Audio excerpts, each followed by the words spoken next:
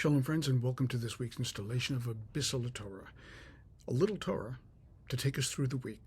And as we wend our way towards Shabbat, we will be reading the Parsha of Vayihi, the last Parsha in the book of Bereshit, in the book of Genesis. One question that I'd like to begin with today is, why do we obsess about living a longer life?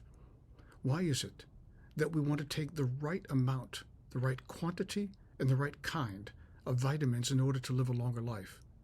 What is the purpose of our exercising in order to extend our years? Or doing great research, reading articles, asking doctors, asking practitioners, even asking quacks what it is that we can do to extend our days? What is the purpose of living a longer life? Now, I'm not denying the fact that you and I all want to live a longer life. Nobody wants to die, at least in their right mind. Nobody wants to die an early death. We want to live. But to what end? Why? In this week's Torah portion, which again is called Vayihi, it starts out with the words Vayihi Yaakov, and Jacob lived. But the parsha is not about Jacob's life at all. It's about Jacob's death.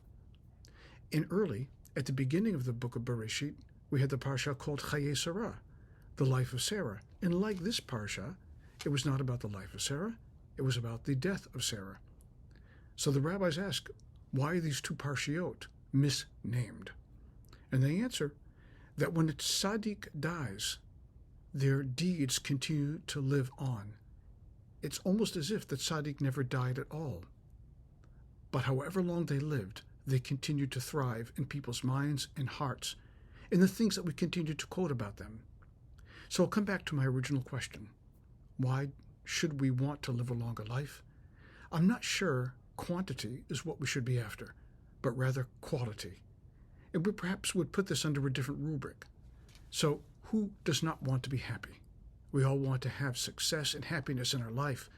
That's not about quantity. That's about quality. And there's some things that we have no control over.